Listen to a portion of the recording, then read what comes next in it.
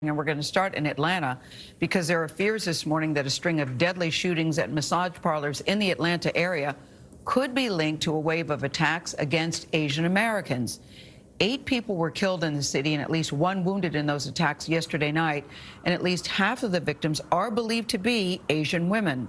The suspect, arrested 150 miles away after a chase, is a white man. His name is Robert Aaron Long. That is his picture there.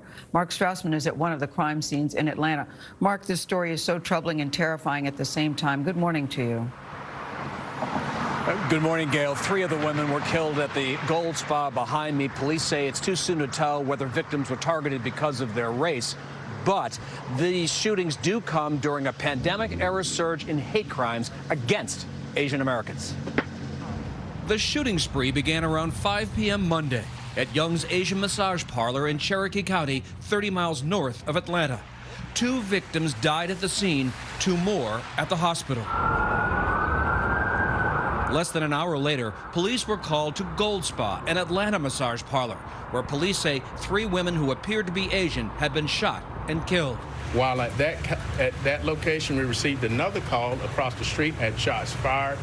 That location was aromatherapy spa, where another victim, who also appeared to be an Asian woman, died. Well, it's just unfortunate. It's not really making any sense how this happens at a massage spa. The common thread connecting the shootings prompted an Atlanta police officer to radio in this warning. So we need to make sure if we have any Asian spas, we need to be checking on them.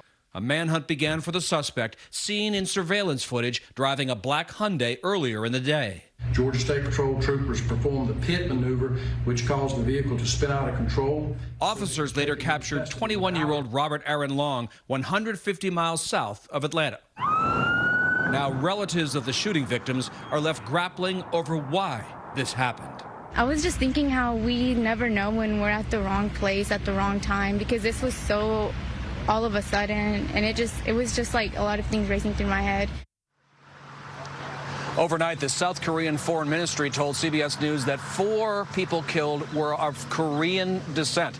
Several advocacy groups warned that these shootings are likely to heighten fears among all Asian Americans. I mentioned earlier the spike in hate crimes against them. By one estimate, a 150% increase in those crimes last year. Anthony, just disturbing on so many levels. Yeah, on so many levels, Mark. Thank you. One group is calling for immediate action, even though we do not know for sure that this is a hate crime. In a statement, that group, Stop Asian American and Pacific Islander Hate, says there have been nearly 3,800 reported hate incidents in the U.S. since March of last year.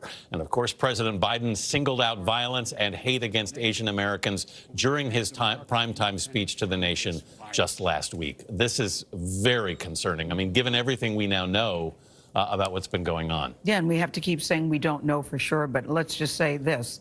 The signs look very troubling. So much as so, even that police officer indicated. I was just going to say, the police officer said, listen, if we have any Asian spas, we need to be on the lookout for them. And even as we await... So upsetting. Even as we await word from law enforcement, we can't say definitively this will only deepen fear in the Asian community. Yeah. Exactly.